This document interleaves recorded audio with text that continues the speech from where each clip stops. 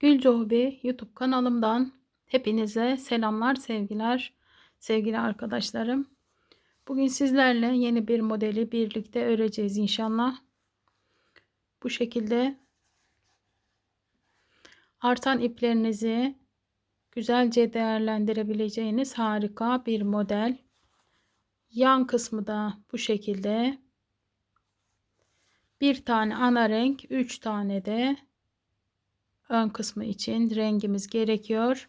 Ana rengimiz K13 krem. 37-38 numara ayaklar için oldu benim elimden arkadaşlar. Şu başlangıç kısmından ön kısmına kadar 29 sıra ördüm arkadaşlar. 24 ilmek, 29 sıra. Her ayak numarası için yarım santim eksik veya fazla örerek, bu 37-38 için burası 13 santim oldu arkadaşlar. Siz yarım santim eksik veya fazla örerek ayak numaralarını ayarlayabilirsiniz. Ön kısmı da bu şekilde. 24 ilmekle dediğim gibi 2,5 numara tığla öreceğiz. Modelimiz bu şekilde arkadaşlar.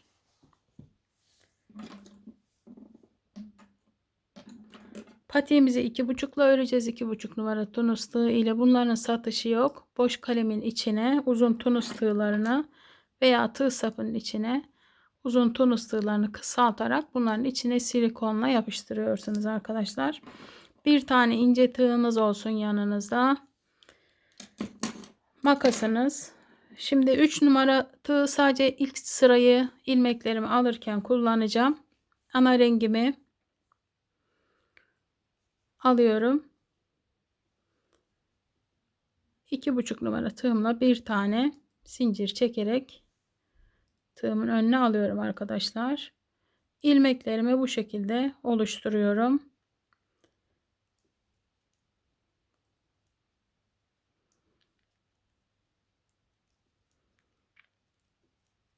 Yedi, 8, 9, 10, 11, 12, 13, 14, 15, 16, 17, 18, 19, 20, 21, 22, 23, bir tane zincir çekip bu ilmeğimi de 3 numara tığıma taktım. 24 ilmek oluştu arkadaşlar. Sizler dilerseniz zincir üstüne ilmekler alarak da 24 ilmeği bu şekilde yapabilirsiniz. Videonun hızı size hızlı veya yavaş geliyorsa sağ üstteki 3 noktaya tıklayıp oynatma hız ayarlarından kendinize göre hızını ayarlayabilirsiniz videonun.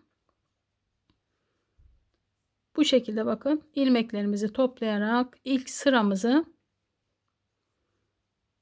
örmüş olacağız.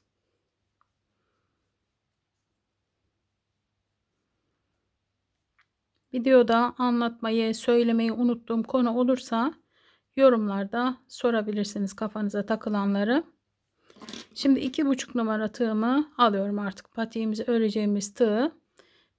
Birinci sırayı ördük. İkinci sırayı da aynı şekilde örelim. Kanalıma abonelik ücretsiz. Abone olup yorum beğeni yapmanız benim için değerli arkadaşlar. Desteklerinizi eksik etmezseniz memnun olurum.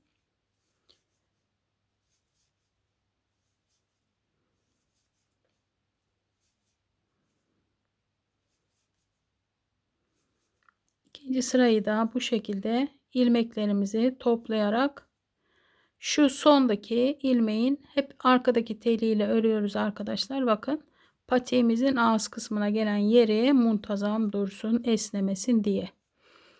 Bu şekilde bakın.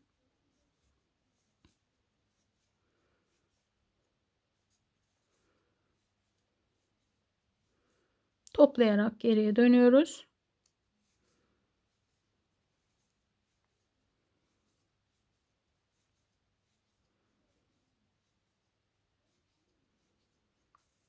İki sırayı bu şekilde ördük. Şimdi üçüncü sırada modelimizi yapacağız. Bir tane tığım da var. İkinci ilmeği de ördüm. Şimdi ipimi bakın bu şekilde öne aldım arkadaşlar. Şu şekilde. 2 tane tığım da var. Şu 3 ve 4.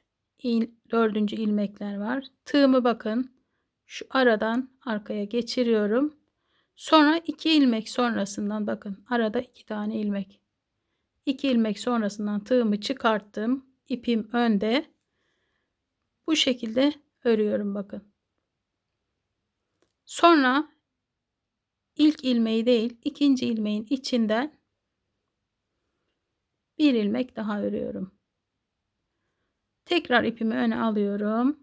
Şu şekilde bakın parmağımla tutuyorum. Tığımı arkaya geçirdim. Şu 2 ilmeği öne aldım bu şekilde. Şu öndeki ip de tam buranın genişliği kadar olsun arkadaşlar. Bol veya sıkı olmasın. Yine bakın bu şekilde ördüm. İkinci ilmekten bir tane ilmek çıkarttım. Tekrar ipimi öne aldım. Tığımı arkadan geçirtip 2 ilmeği bu şekilde ve ilmeğimi çıkarttım. İkinci ilmekten bir tane ilmek. Tekrar ipim önde, tığım arkada. 2 ilmeğin arasından bu şekilde ve ikinci ilmekten ilmeğimi çıkarttım. İp önde. Yine aynı şekilde ipimi öne alıp 2 ilmeğimin aradan ve ikinci ilmekten ipimi öne aldım.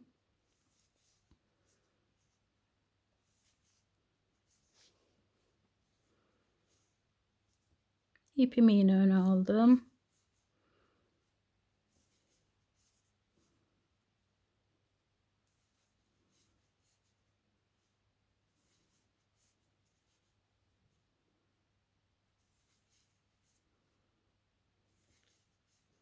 Bu şekilde modelimizi uyguladık arkadaşlar. Kenarda 2 tane ilmeğimiz var. İlkini ördüm. İkincisini arkadaki teliyle. Şimdi normal bir şekilde ilmeklerimizi toplayalım.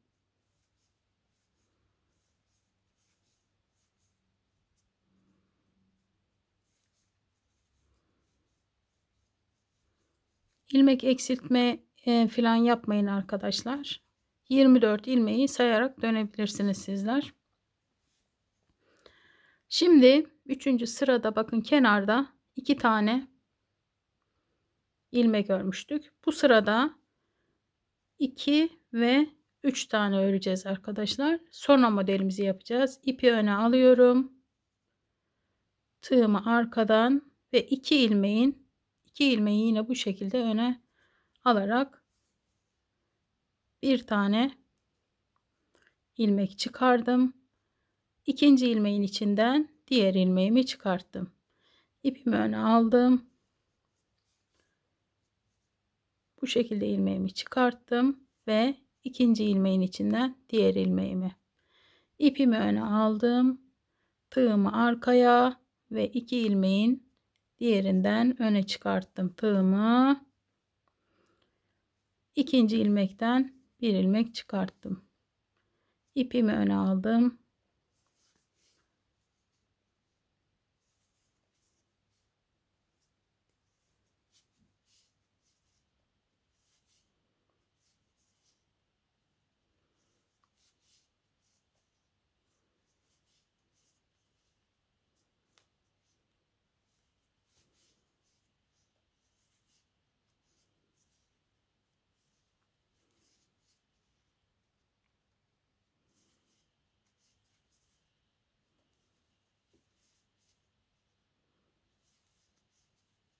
Model çok zevkli arkadaşlar.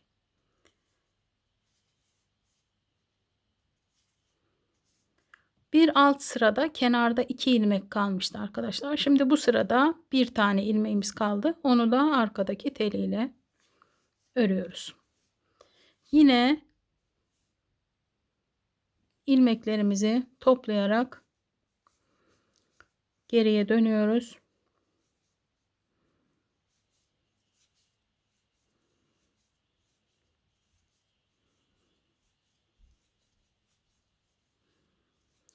Modelimiz 2 sıradan oluşuyor arkadaşlar. Şimdi yine bakın. Modeli ilk koyduğumuz sırada kenarda 2 tane ilmek yapmıştık. Diğerinde 3 yapmıştık. Şimdi yine 1 ve 2 ilmek yaparak modelimizi uyguluyoruz hemen. İpimizi bakın bu şekilde öne alıyoruz. Ve hemen yapmaya başlıyoruz modelleri.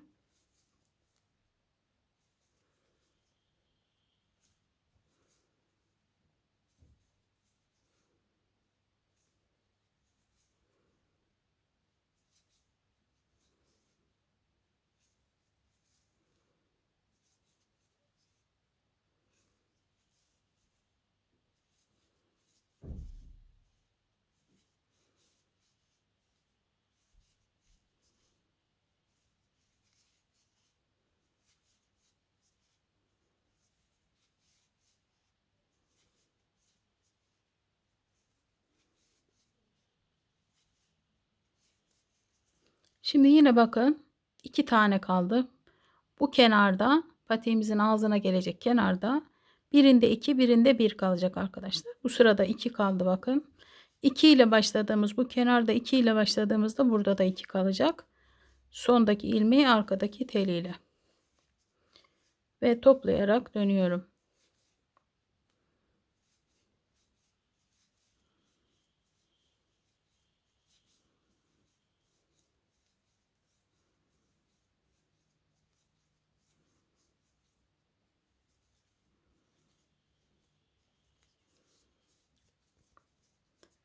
Bir öncekinde 2 örmüştük kenarda arkadaşlar. Şimdi burada 3 öreceğiz. Bir tane tığım da var. Bu 2, bu da 3. İpimi öne alacağım ve modelimi bu şekilde devam edeceğim.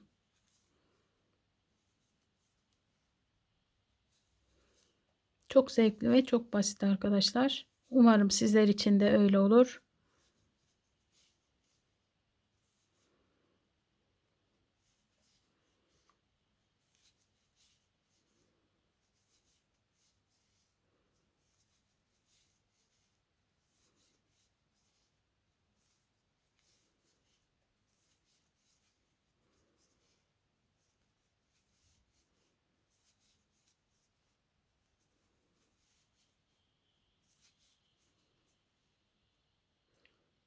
Bakın başta 3 tane ördükten sonra model koymuştuk. Şimdi burada yine bakın 1 kaldı. Başta 3 tane olunca bu sonda tek ilmek kalacak. Onu da arkadaki teliyle öreceğiz. Yine dönüyoruz.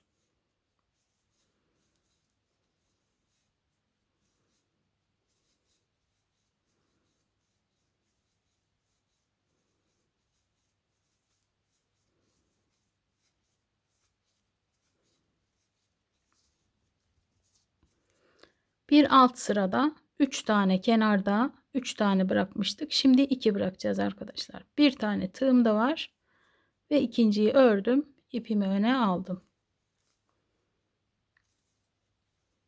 Bu şekilde modellerimi yaparak yine örüyorum. Tam anlamanız için birkaç sıra daha örelim birlikte.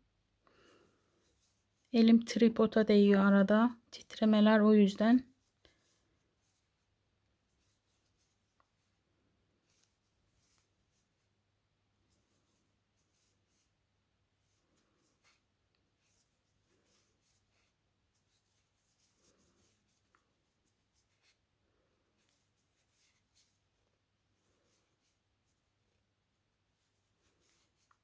Bakın başlangıçta 2 ile başlamıştık. Bu kenarda da 1 ve 2 ilmeğim kaldı. Yine ilmeklerimi toplayarak dönüyorum.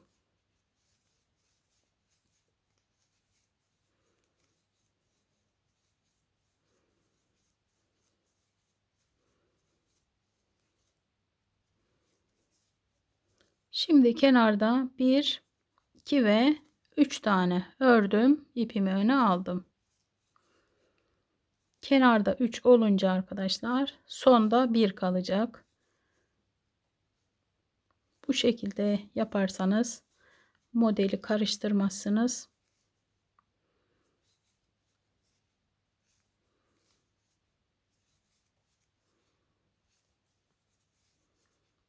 Bu öne aldığımız ip tam şu 2 ilmeğin genişliği kadar olsun. Bol veya dar olmasın.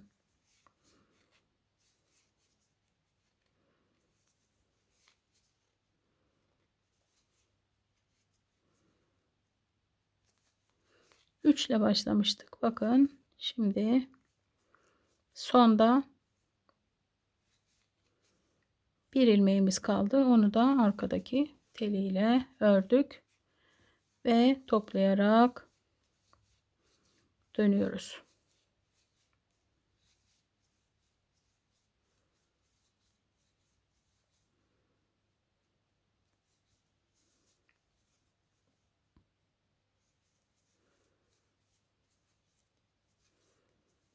Son bir sırayı daha birlikte örelim. Bir alt sırada 3 tane ile örmüştük. Şimdi bir tığım da var ve 2 ipimi öne alıyorum. 2 ile başlayınca arkadaşlar sonda da 2 ilmek kalacak.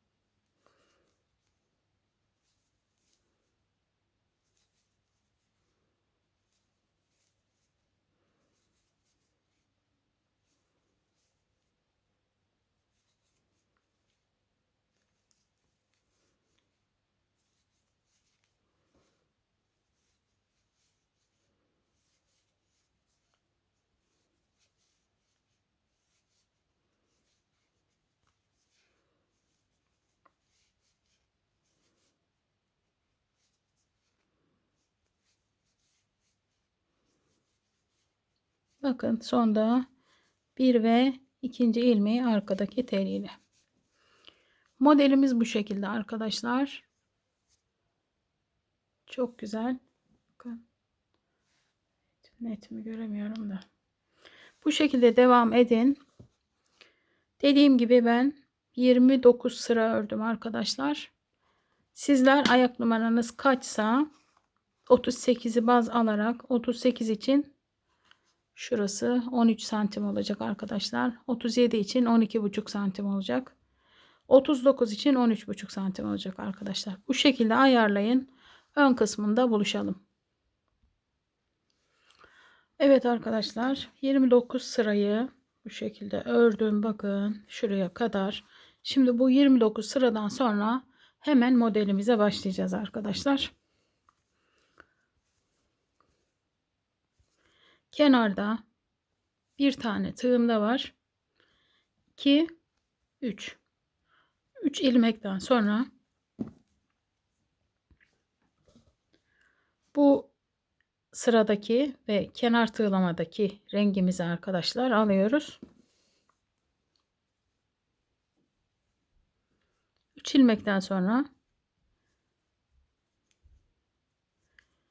1 2 3 4 5 6 7 8 9 10 11 12 13 14 15 16 17 18 19 ve 20 tane arkadaşlar. 20 tane bu yeşille örüyoruz. Şurada bakın bir tane ilmeğimizi bırakıp geriye dönüyoruz. Normal bir şekilde bu patiğimizin ön kısmının birinci sıra burası arkadaşlar.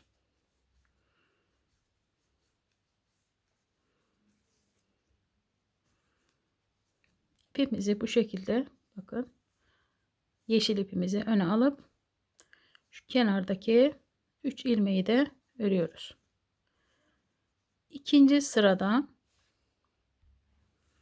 İkinci sırada arkadaşlar kenarda bu 3 ilmeğimiz ana renkle sabit olarak devam edecek. Bir tığım da var. 2 ve 3. Şimdi arkadaşlar bordo ipimi alıyorum. Bir tane de ince tığımı elime alıyorum. Bakın şu bir önceki dönüş sırasında kremin önüne aldığım tel, bakın bu yeşilin, ya da şöyle tekrar orayı söküp göstereyim size.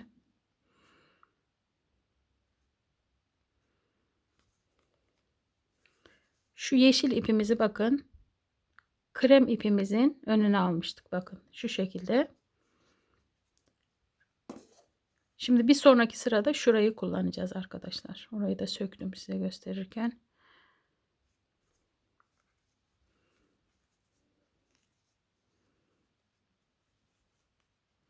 Şurayı kullanacağız yani. Şimdi ikinci sırada 2 ve 3 tane ana rengi ördüm. Bordo ipimi elime aldım. Ve ince tığımı elime aldım. Bakın. Şuradan sadece bu ilk ilmeklerde arkadaşlar. Sonrakiler kolay. Bordo ile ilmeğimi alıp tığıma takıyorum. Sonra bakın. Normalde şuralardan ilmekleri alıyoruz. Ama bu modelde, öndeki modelde bakın şu üstteki gözeneklerden ilmeklerimizi çıkartıyoruz arkadaşlar. Bakın şuralardan.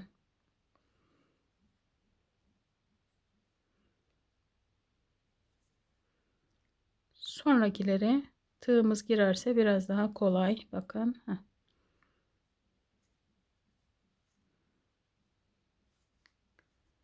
Bu şekilde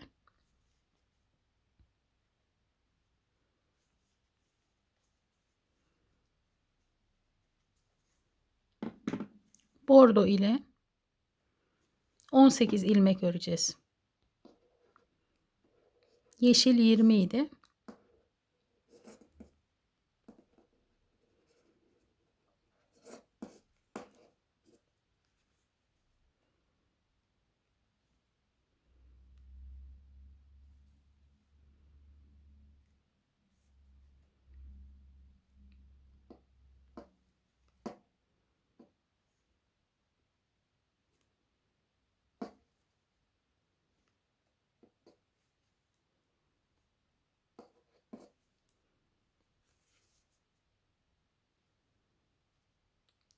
Şu ilmeklerin tepesindeki gözeneklerden bu şekilde ilmekleri alıp tığımıza takacağız arkadaşlar. Bakın yeşil 20 idi. Şimdi bordo kaç olmuş bir sayalım. 2, 4, 6, 8, 10, 12, 14, 16 ve 18. Şurayı da kaçırtmışım.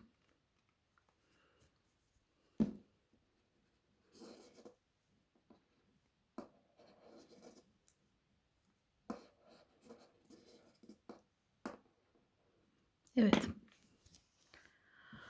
Şimdi yine bu şekilde ilmeklerimizi bakın tepelerinden alınca örgü bu şekilde duruyor arkadaşlar. Normal bir şekilde dönüyoruz.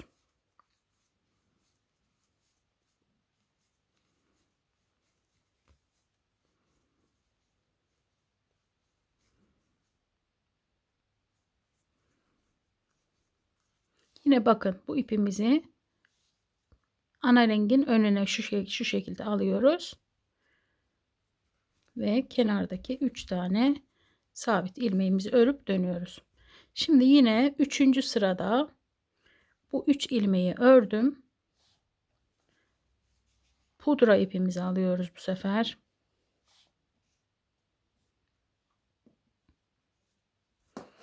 Yine bakın aynı şekilde şöyle döndürürseniz görebilirsiniz. Bakın şu krem ipin önüne aldığımız noktadan ilk ilmeği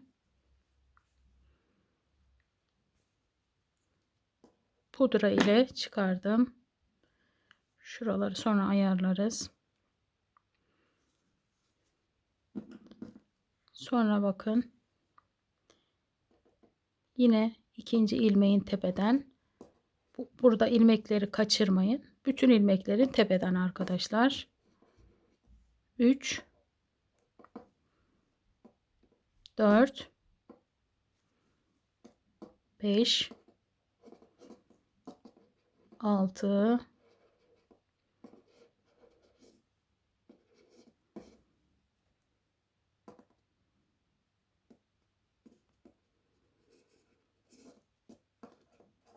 7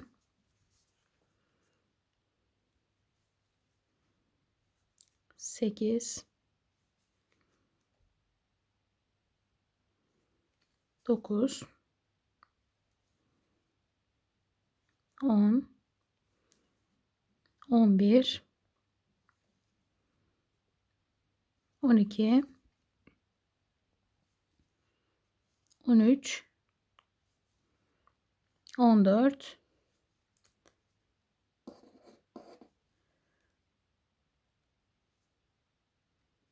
15 ve 16.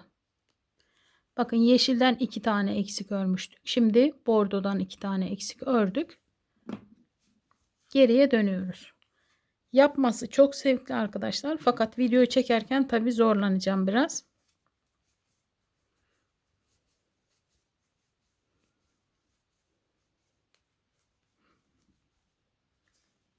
Şimdi yine bakın pembeyi de bu şekilde krem ipimin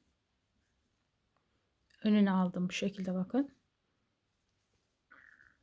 Üçüncü sıramızı bu şekilde ördük. Dördüncü sırada kenarda 3 tane ana renk.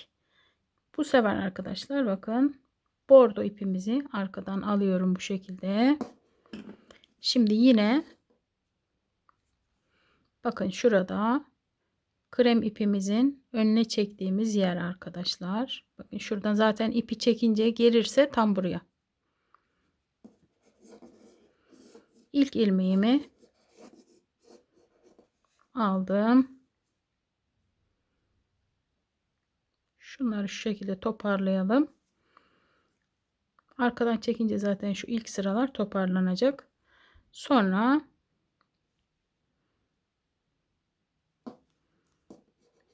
2 3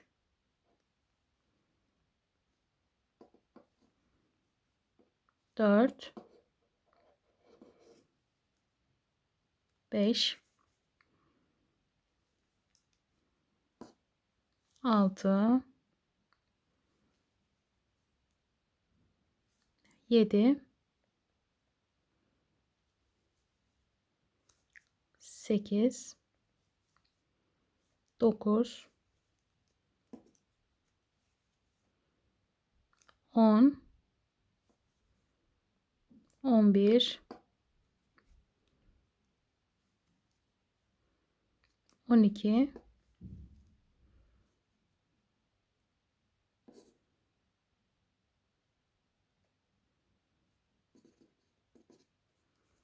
13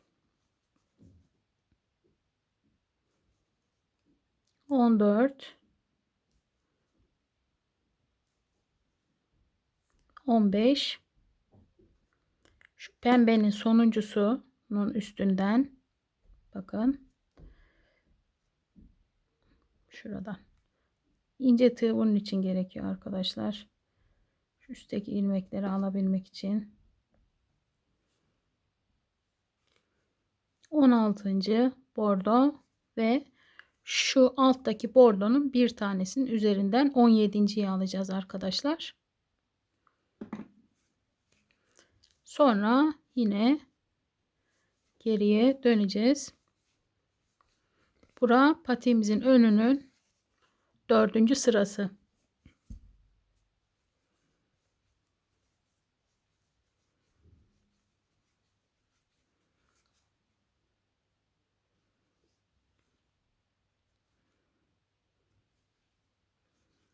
Beşinci sırada kenarda şu 3 taneyi ördük. Şimdi Yeşil ipimizi alıyoruz. Yine bakın şurada bordoyu krem ipimizin önüne aldığımız yerden yeşil ilmeğimizin ilkini çıkartıyorum. Şuraları şu şekilde birazcık çekince toparlanıyor arkadaşlar. 2 3 4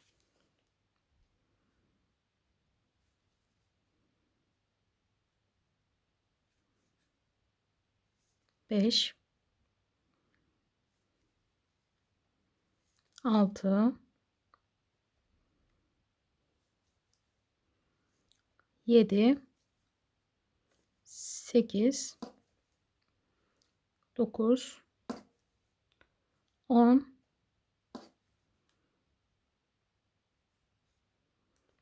11 12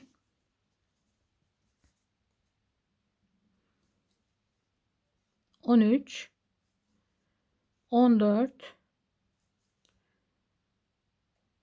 15 16 17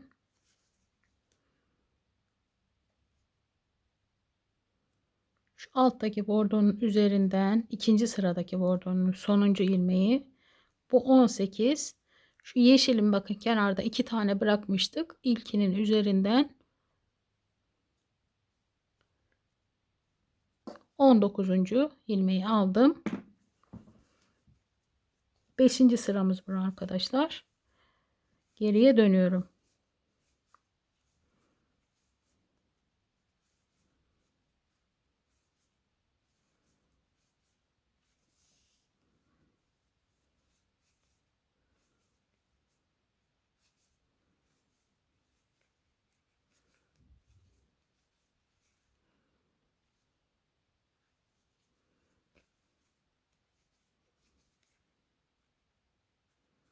Şimdi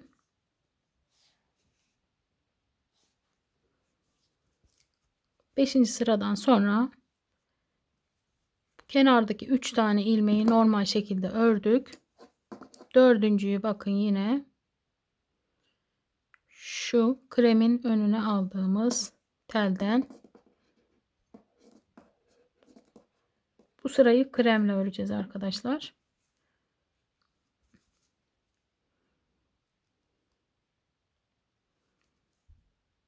5 6 7 8 9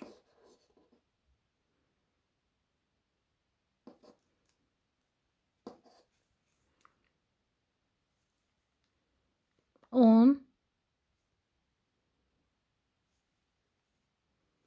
11 12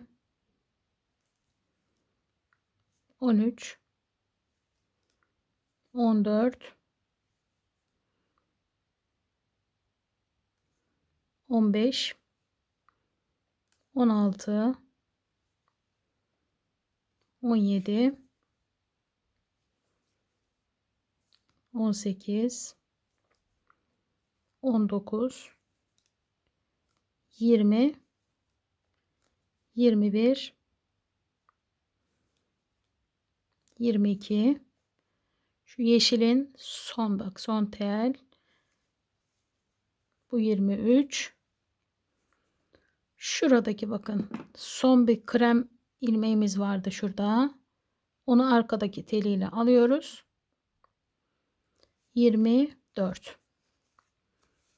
24 ilmeği toplayarak patiğimizin ön kısmının 6. sırasını yapmış olalım.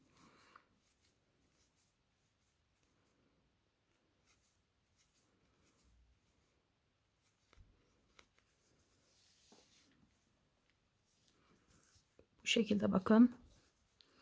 Şuradaki ilk modeli arkadaşlar ördük. Şimdi anlatırken zor ama ben zorlanıyorum. Size kolay gelecek inşallah. 6. sırayı ördük. 7. sırayı da yine 24 ilmekle ana renkle normal bir şekilde örüyoruz arkadaşlar. Tepelerden almıyoruz. Normal tunus işi ördüğümüz gibi 24 ilmeğin hepsini tığımıza alıp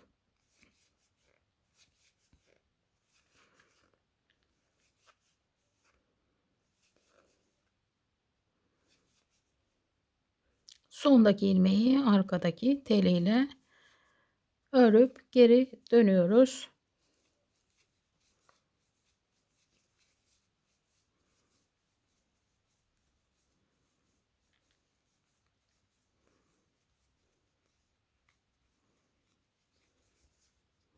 Bu şekilde 8. sıradayız. Patiğimizin öndeki diğer modele geçiyoruz. 3 tane ana renk örüp yeşil ipi yukarı alıyorum.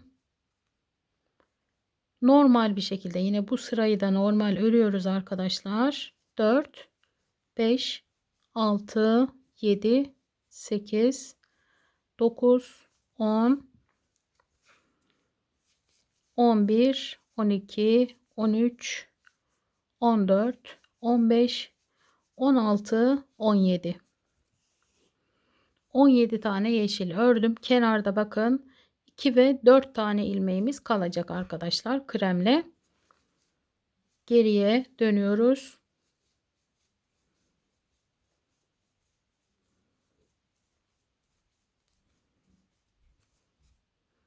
Bu yeşil ipi yine bu şekilde bakın. Krem ipimizin önüne alıyoruz.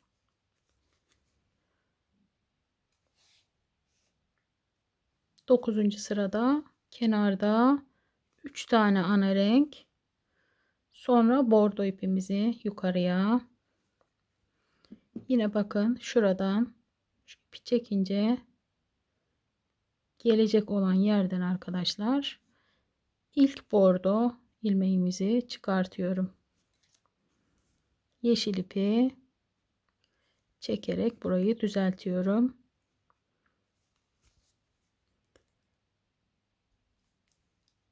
Sıradan devam ediyorum. İlmeklerimizin tepesindeki gözeneklerden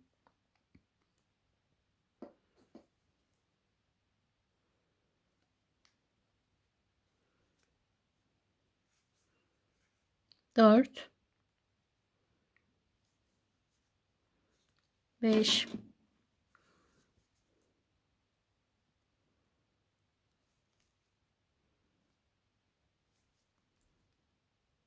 6, 7, 8, 9,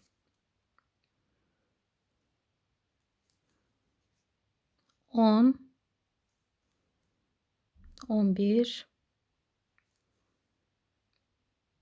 12,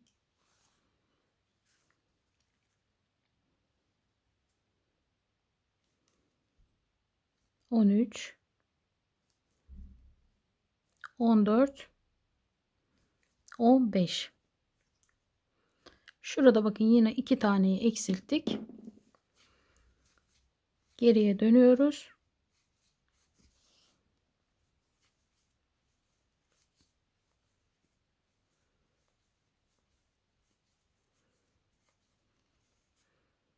Bordo ipimizi krem ipin önüne alarak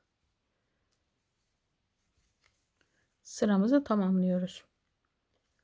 Diğer sırada 3 tane ana renk ördüm. Pembe ipi yukarı aldım bu şekilde. Şuradan bakın şu bordo ipi çekince geldiği yerden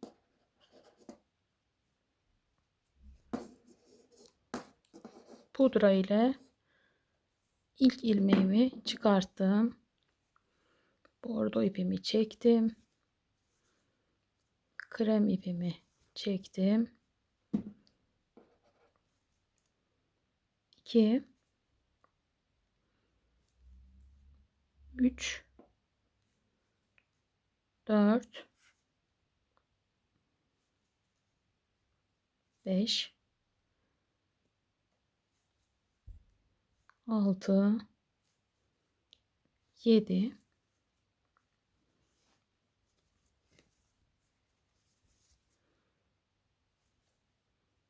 8 9 10 11 12 13. Burada bakın 2 tane yine bordo ilmeğimiz kaldı. Geriye dönüyoruz.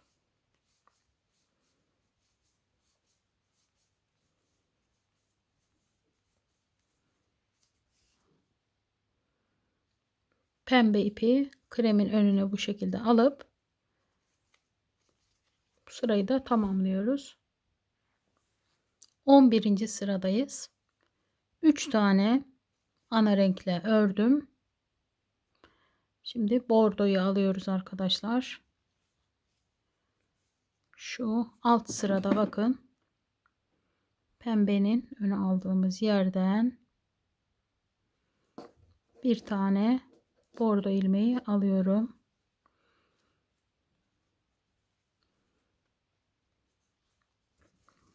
Sonra tepelerdeki gözeneklerden ilmeklerimi alarak devam ediyorum. 4 5 6 7 8 9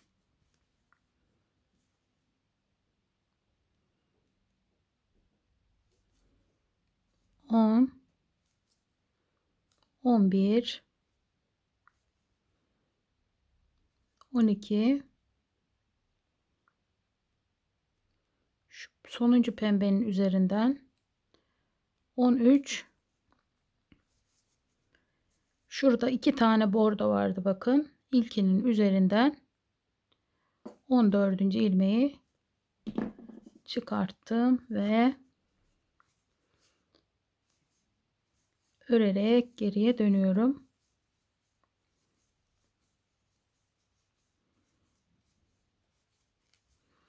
Bordo ipimi krem ipimin önüne alıyorum bu şekilde. 12. sıradayız. 3 tane ana renk ördükten sonra yeşili alıyoruz. Şuradan ilk yeşil ilmeğimizi çıkartıp iplerimizi düzenliyoruz. Sonra 2 3 4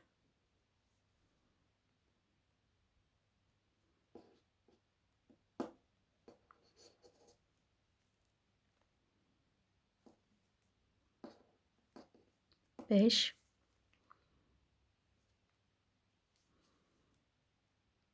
6 7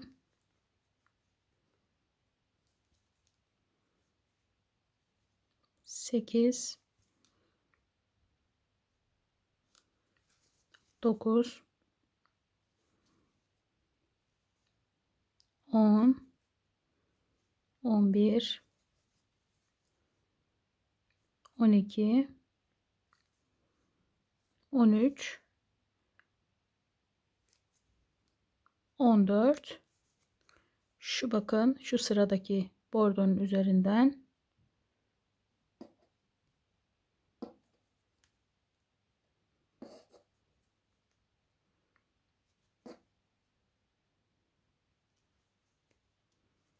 15. Şurada bakın alt sıradaki 2 tane yeşil var. Onun ilkinin üzerinden 16. ilmeğimizi çıkarttık arkadaşlar. Düzenledik ilmeklerimizi ve geriye dönüyoruz. Yine elimi tripoda vurdum. Artık o kadarını idare edin. Videonun anlatımı yavaş geliyorsa hızlandırabilirsiniz buralarda arkadaşlar. Yine yeşil ipi bakın krem ipin önüne alarak bu sırayı da tamamladık. Şimdi 14. sıradayız. Şu 3 ilmeği normal ördük. Dördüncüyü şu telden bakın çekince gelen telden alarak 4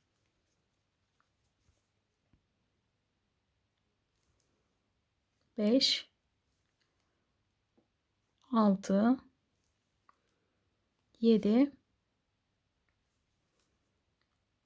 8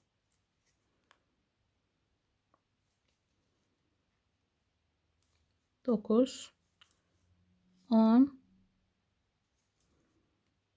11 12 13 14 15 16 17 18 19. Şu bakın bu modelin ilk sıradaki yeşilin sonuncu ilmeği.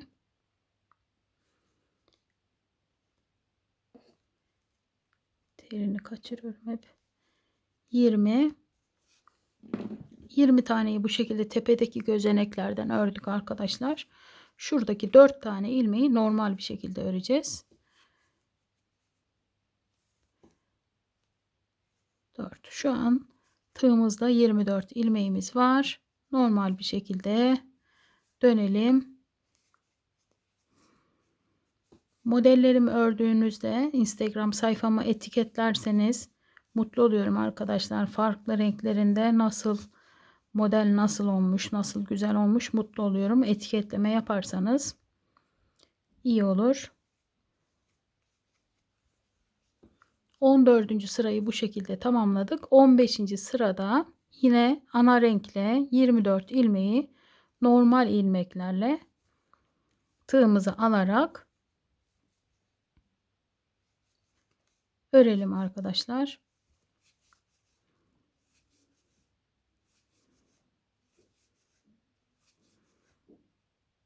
Öndeki ikinci modeli de bu şekilde tamamlamış olduk. Bu sırayı da ördükten sonra üçüncüye başlayalım beraber.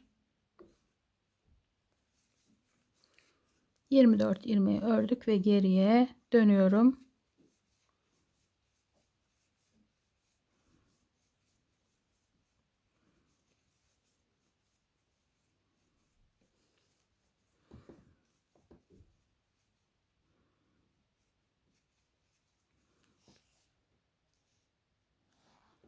On 16. sıra. 3 tane ana renk. Yeşille normal. Şurayı arkadaşlar şurayı bakın şu şekilde sıkıştırınca şurası toparlanıyor. 14 tane normal alıyoruz yine ilmekleri. 3 4 5 6 7 8 9 10 11 12 13 14. Şurada bakın 2 4 6 7 tane krem ilmeğimizi örmeden geriye dönelim.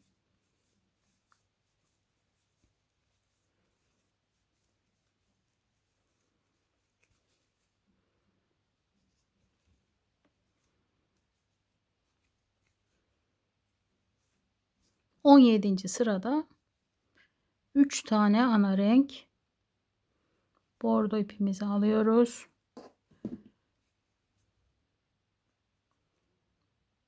şuradan ilk ilmeğimizi bordo ile çıkartıp tığımıza taktım. Kremi ve yeşili toparladım burada. 2 3 tığımın sapı ses çıkarıyor ama artık arkadaşlar yapacak bir şey yok. 4 5 6 7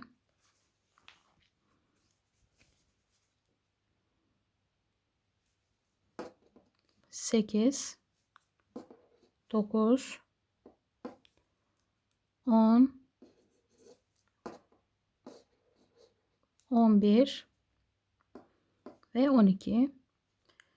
Şurada 2 tane yeşil ilmeği örmeden geriye dönüyorum.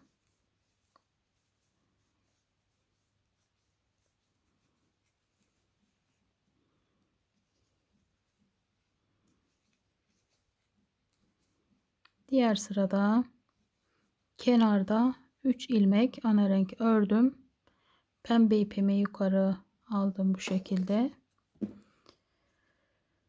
Şurada bakın çekince gelen ip yine ilmekten, oradan ilmeği çıkartıyorum pembe ile.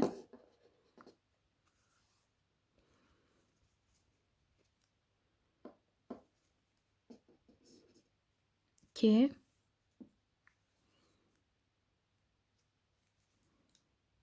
3, 4, 5,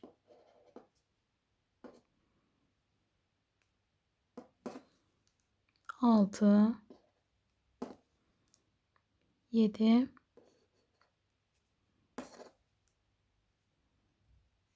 8, 9, 10 tane. Burada 2 tane bordoyu bıraktım. 10 tane pembe ördüm ve geriye dönüyorum.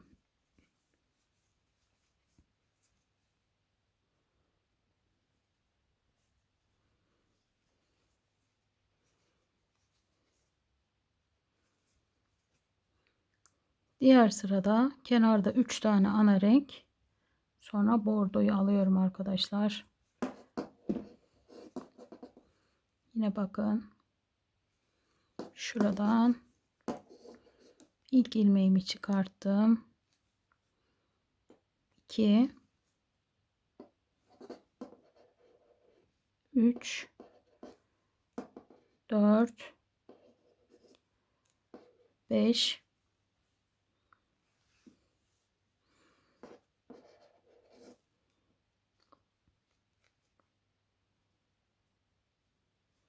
6 7 8 9 10. Bir tane de şurada 2 tane bıraktığımız bordo vardı. Onun ilkinden ilmek çıkartıyorum arkadaşlar. Sonra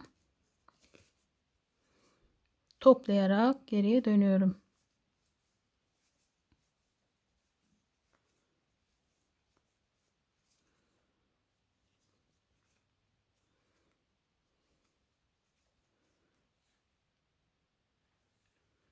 Yirminci sıradayız. 3 tane ana renk yeşili alıyoruz.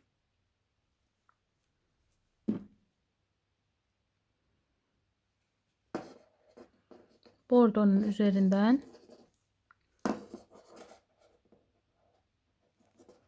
yeşil ilmeğimizi çıkartıp tığımıza takıyoruz. 2 3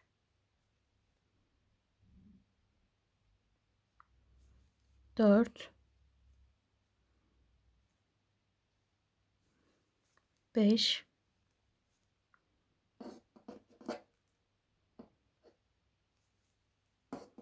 6, 7,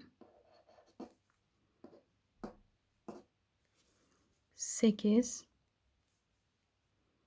9, 10,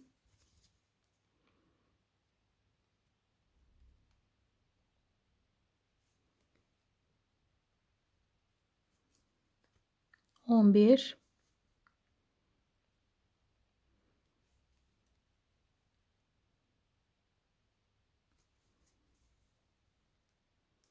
12. Şurada bakın 2 tane yeşili vardı. Onun ilkinin üzerinden 13.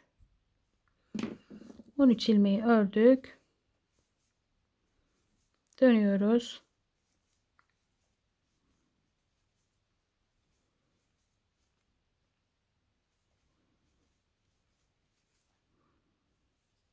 Üçüncü modeli de tamamlıyoruz arkadaşlar. Bu şekilde. 21. sıra 3 tane kenarda ördükten sonra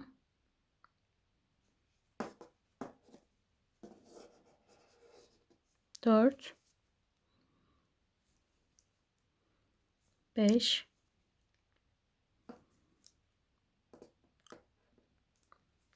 6, 7, 8, 9, 10, 11, 12, 13,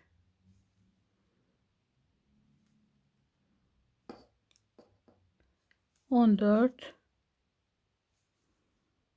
15, 16 ve sonuncu yeşilin üzerinden 17. ilmeğimizi ördük. Diğer ilmekleri normal bir şekilde örelim.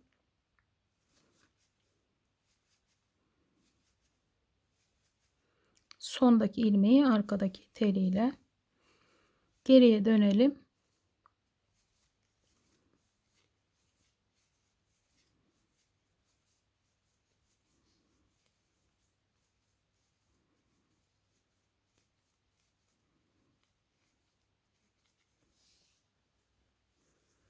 Yirmi ikinci sırayı da bütün ilmekleri ana renkle normal tunus örgüsüyle örelim.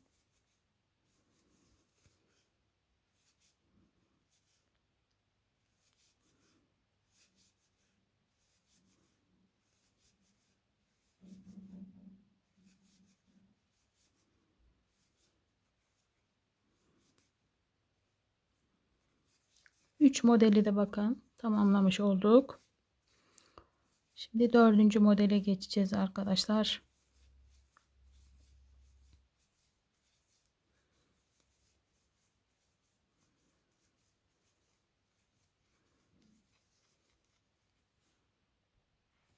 Yirmi üçüncü sıra 3 tane ana renk normal tunus örgüsüyle 11 tane yeşil, 6, 7, 8, 9, 10, 11. Şurada bakın 2, 4, 6, 8, 10 tane krem ilmek kalacak. Geriye dönüyorum.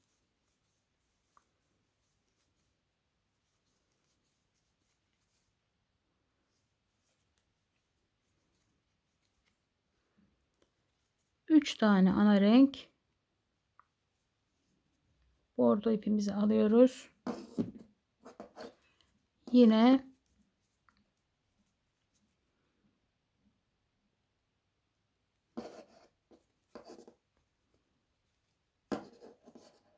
yeşilden ilk ilmeğimizi çıkarttık. 2,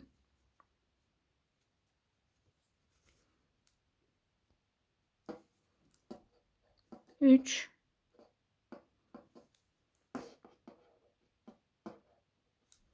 4, 5, 6, 7,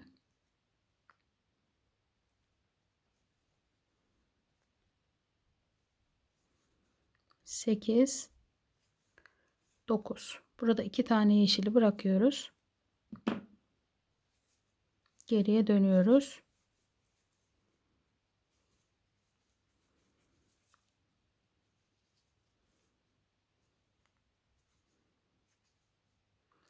Üç tane ana rengi örüyoruz. Pembe ipimizi alıyoruz arkadaşlar.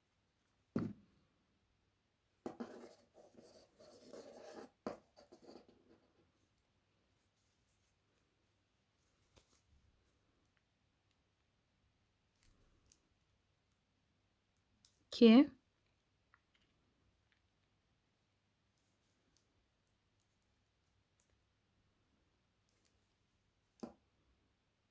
3, 4, 5,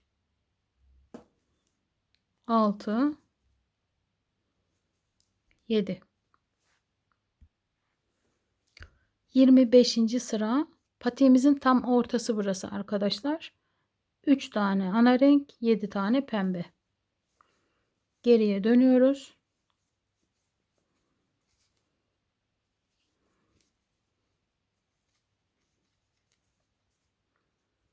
26. sıradayız. 3 tane ana renk örüp bordo ipimizi alıyoruz.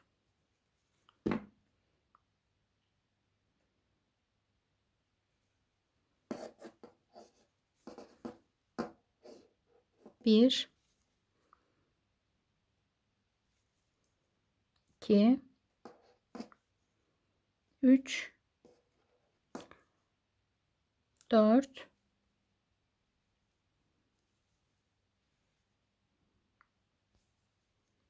5,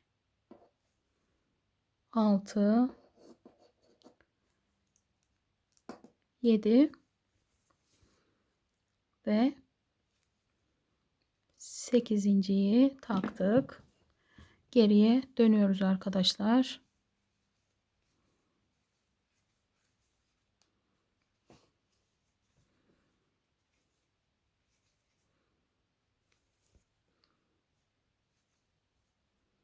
...27. sıradayız.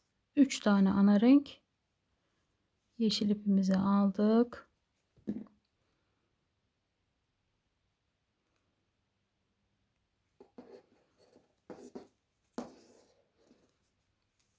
İlk ilmeğimizi çıkarttık. 2, 3, 4, 5, 6,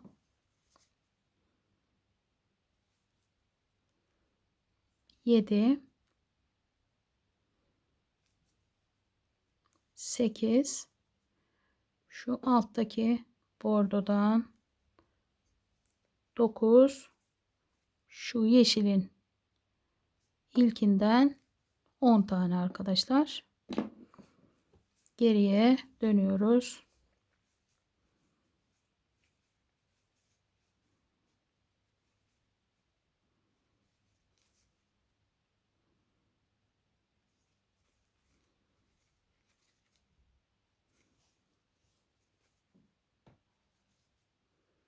Şimdi 3 tane ana renk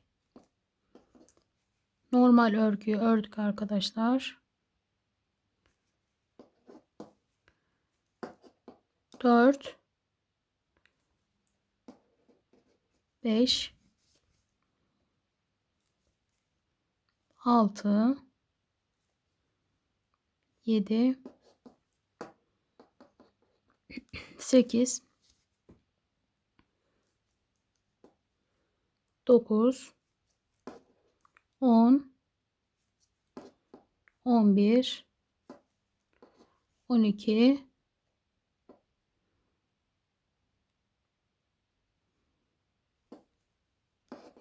13, yeşili de 14. Sonraki ilmeklerimizi normal tunus örgüsüyle sıranın sonuna kadar örelim.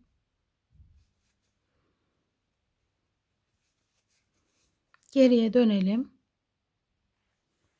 Burası 28. sıraydı arkadaşlar.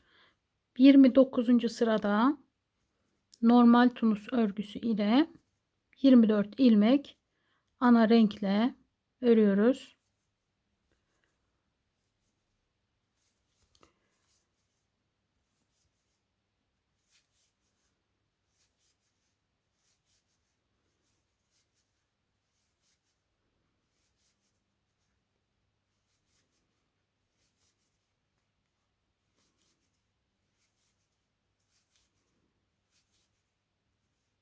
Sondaki ilmeği arkadaki teliyle dönelim geriye. Bu şekilde bakın arkadaşlar. Şu öndeki 1, 2, 3 ve 4.'ü yaptık. Şimdi diğer modellere geçeceğiz. 30. sıra 3 tane ana renk,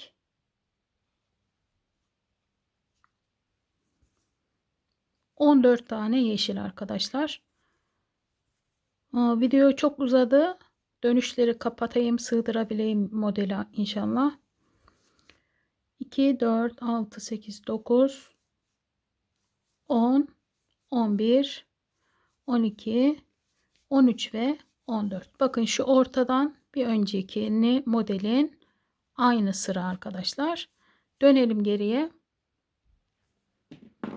31. sıra 3 tane ana renk, bordo ipimizi alıyoruz. İlk ilmeğimizi çıkartıp kaçırıp bu şekilde arkadaşlar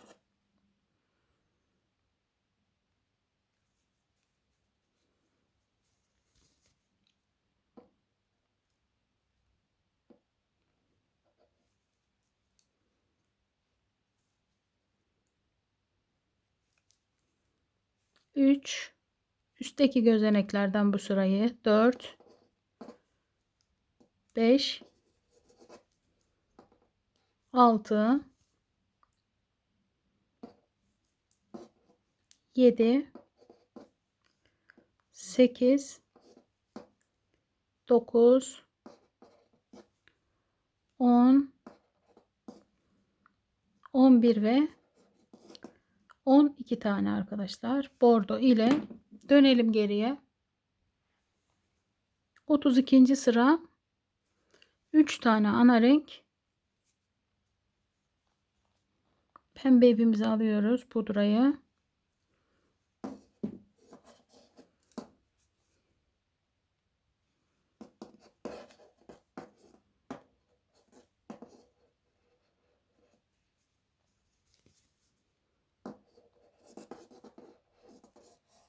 İki, 3,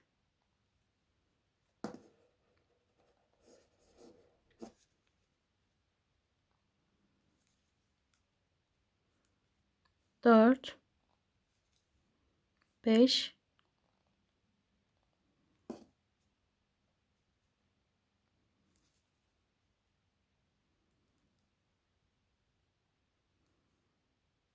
6,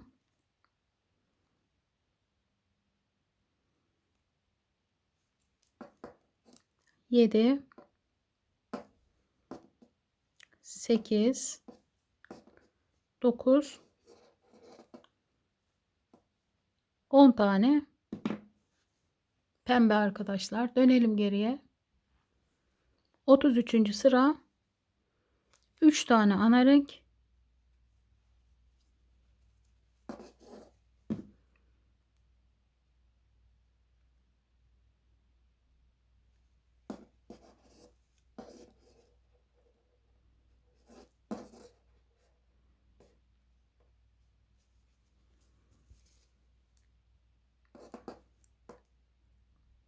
2 3 4 5 6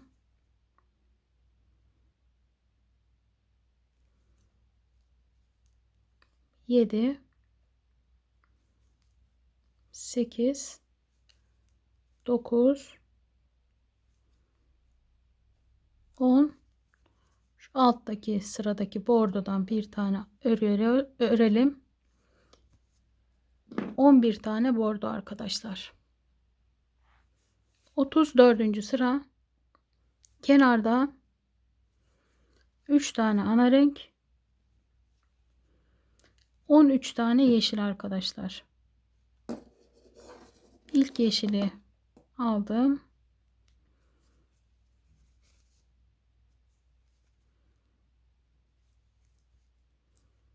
2 3 4 5 6 7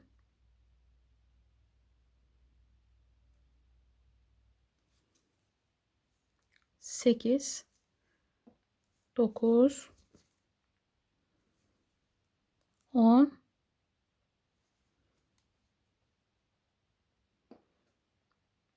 şu çıkarabilirsem ilmeği, bu 11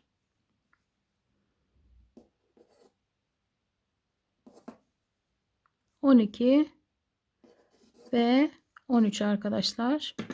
Yine dönelim geriye. 35 ve 36. sıra arkadaşlar. Ana renkle. Şimdi 35. sırayı şu yeşille aldığımız ilmekleri üstteki gözeneklerden alıyoruz ilmeklerini. Bu şekilde.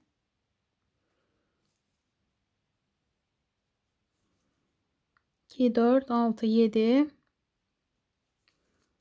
8, 9, 10, 11, 12, 13, 14, 15,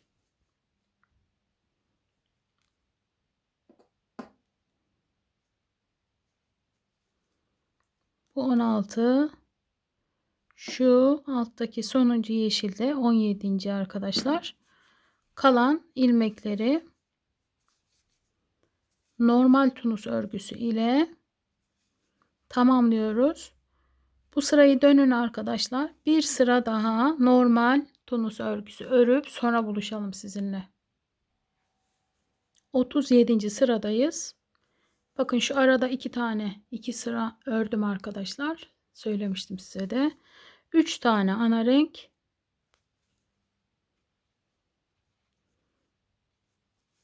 normal tunus örgüsü ile 17 tane yeşil.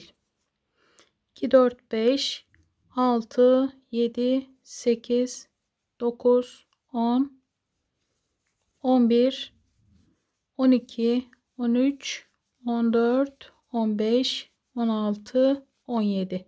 Burada 4 taneyi örmüyoruz. Geriye dönelim. 38. sıra 3 tane ana renk,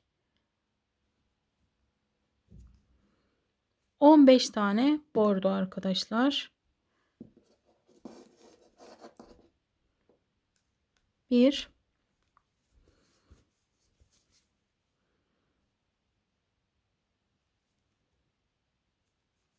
2 3, bakalım alabileceğiz mi? 4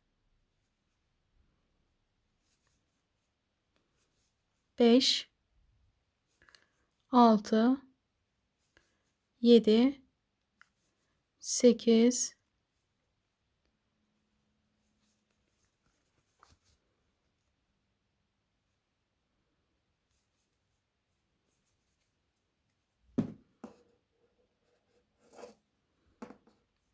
9,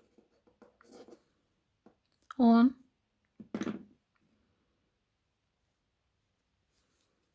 11, 12, 13, 14, 15. Dönelim geriye. 39. sıra 3 tane ana renk,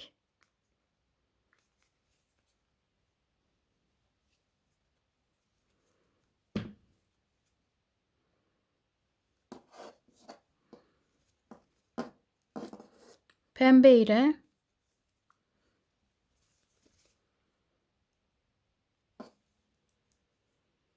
2, 3, 4, 5, 6,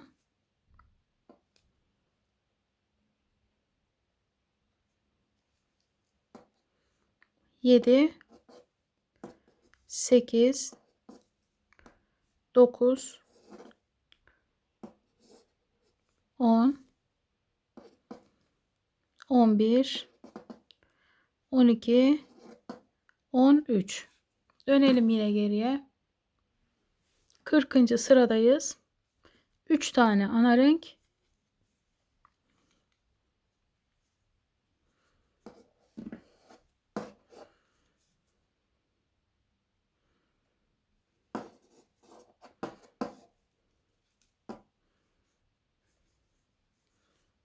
sonra arkadaşlar 14 tane bordo öreceğiz.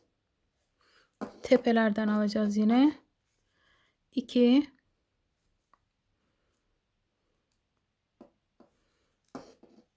3,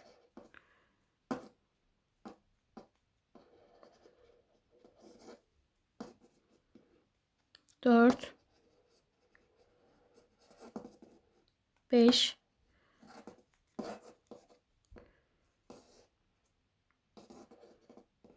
6, 7, 8,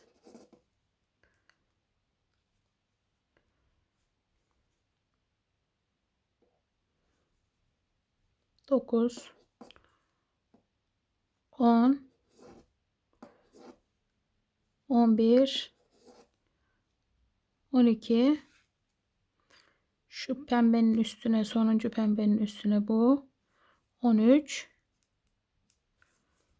Alttaki bordonun ilkinin üstüne de 14 arkadaşlar. Dönelim geriye. 41. sıradayız. 3 tane ana renk,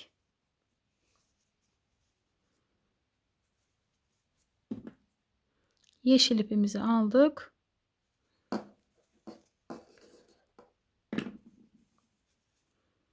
1,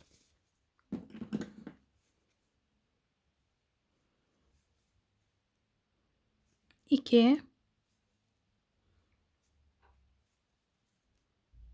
3, 4, 5,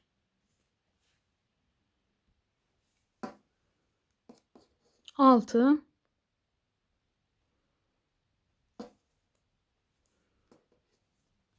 7, 8, 9, 10, 11, 12, 13, 14, 15 ve 16. Dönelim geriye. 6. modelimizi de bu şekilde arkadaşlar bitiriyoruz. Şimdi 42 ve 43. sıra.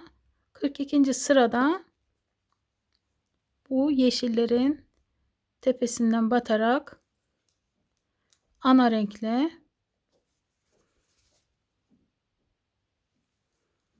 alıyoruz ilmeklerimizi.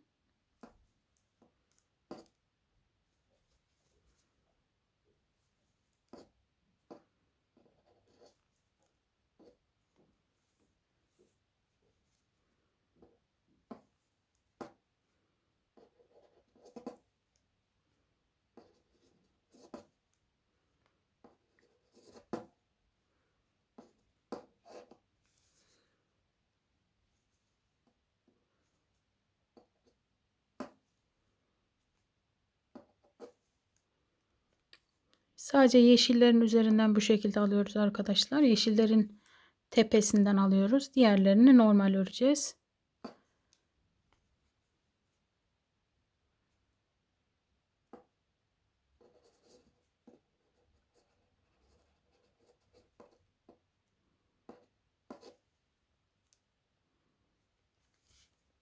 Ve son yeşil. Şu alttakinin son ilmeği. Tellerini kaçırtmamaya dikkat edin. Sondaki 4 tane ilmeği tripota defalarca vurdum bu videoda. Yani nasip artık. Şimdi bu sırayı dönelim. Bir sıra daha normal tunus örgüsüyle yine tekrar örelim. Sonra buluşalım. 44. sıradayız. 3 tane ana renk. Sonuncu modele geçtik arkadaşlar, öndeki. Normal tunus örgüsü ile 20 tane yeşil. 2, 4, 6, 7, 8, 9, 10, 11, 12, 13, 14, 15, 16, 17, 18, 19 ve 20. Dönelim geriye. 45. sıra 3 tane ana renkten sonra bordo ipimizi alıyoruz.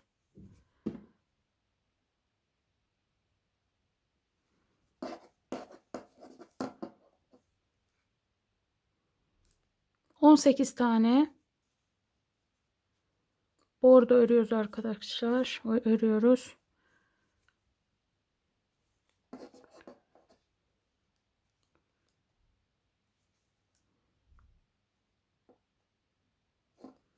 İki,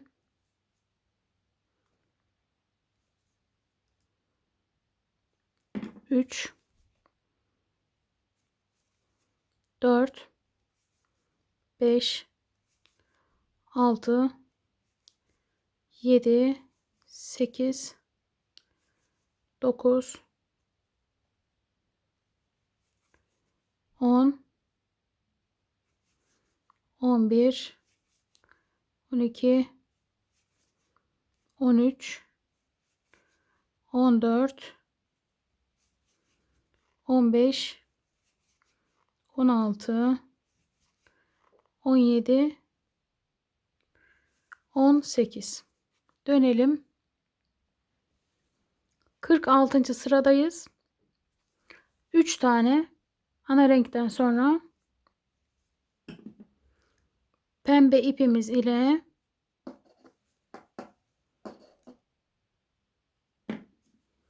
...16 tane ilmek öreceğiz arkadaşlar. 2,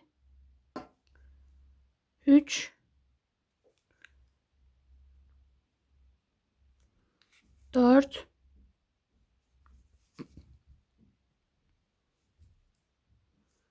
5,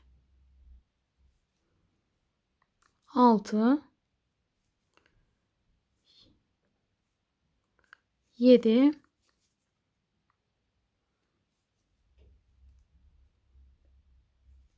8,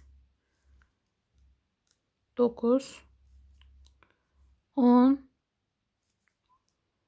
11, 12, 13, 14, 15 ve 16. Dönelim geriye. 47. sıradayız. 3 tane ana renk. Bordo ipimizi alalım.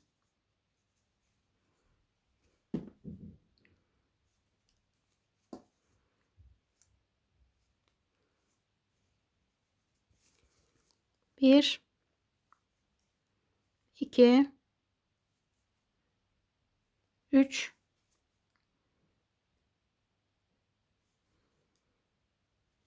4, 5, 6,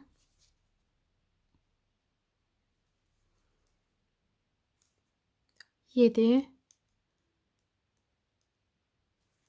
8, 9, 10, 11, 12,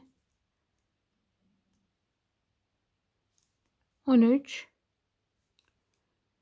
14, 15, 16 ve 17 tane bordo evet bordo arkadaşlar. Yine dönelim geriye.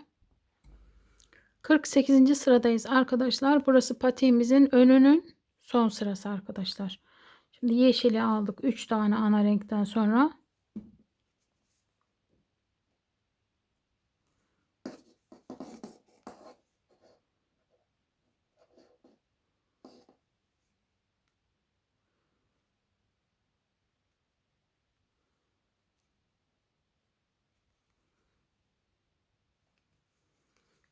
Bir tane yeşil.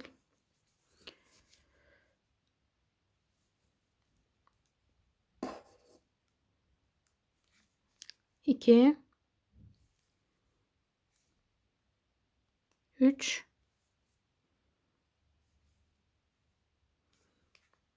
4, 5, 6, 7, 8, 9,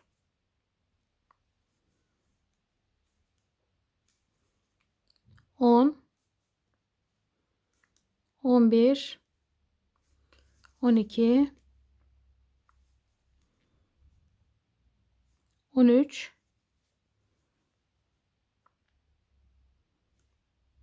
14, 15, 16, 17, 18 ve 19 arkadaşlar. Dönelim geriye. Bakın bu şekilde öndeki 7 tane modeli birlikte ördük. Şimdi burası sol tarafın birinci sırası arkadaşlar. Unutmayın. Şimdi yine şuradaki sadece yeşilleri tepedeki gözeneklerden alarak ilmeklerimizi örelim. Sadece yeşilleri. Burası sol tarafın birinci sırası.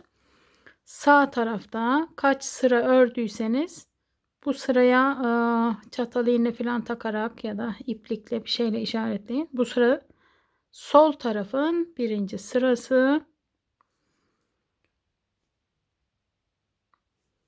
Modelin anlatımı beni biraz yordu arkadaşlar. Ama bir kişi öremedim, yapamadım, anlayamadım diye yorum yazdığında üzülüyorum. Sırf o şekilde üzülmemek için en ayrıntılı şekilde anlatmaya çalıştım. Kendim de zorlandım biraz açıkçası. İnşallah güzel anlatabilmişimdir. Sadece yeşilleri bu sırada tepeden alıyoruz. Burası sol tarafın birinci sırası.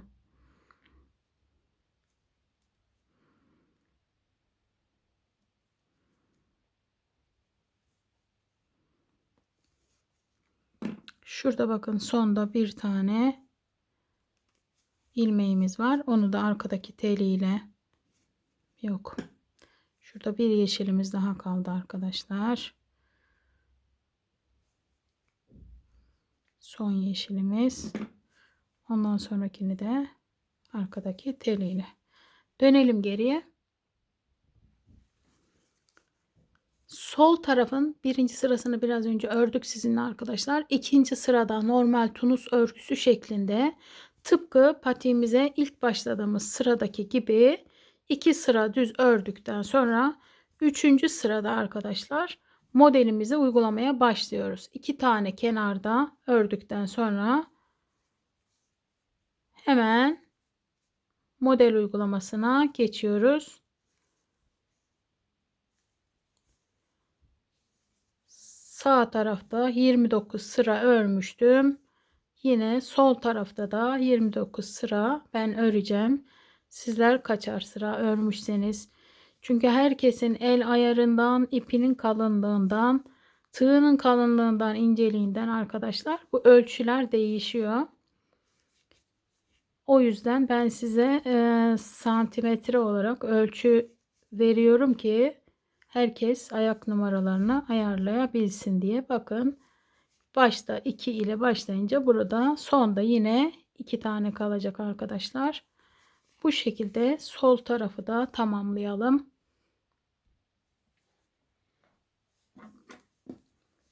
Evet arkadaşlar, şimdi 29 sıra sağ tarafta örmüştüm.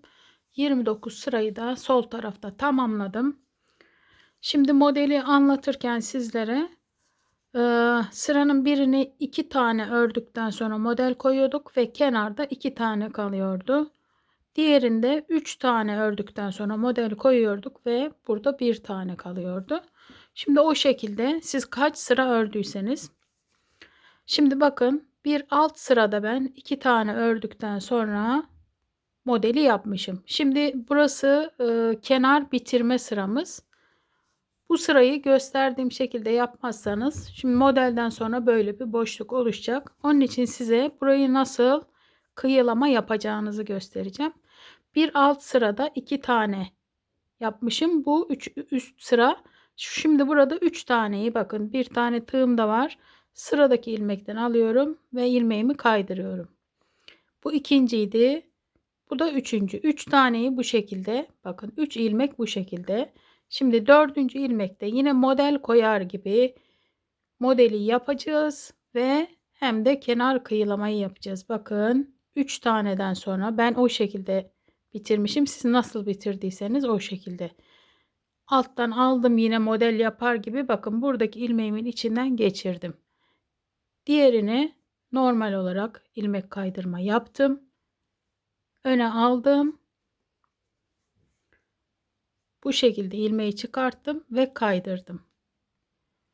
Diğerini normal olarak kaydırdım. Yani kıyılama sırasında da arkadaşlar modelimizi koymuş oluyoruz bu şekilde. Bakın öne aldım. İlmeğimi kaydırdım. Diğerinden normal şekilde.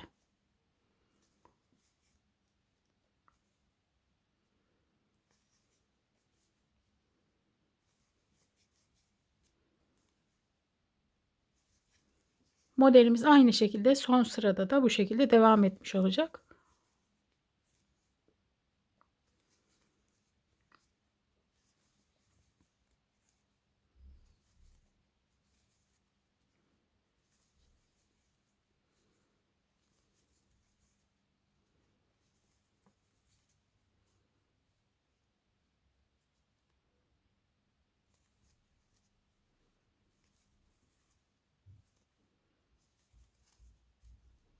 Son olarak yine bakın.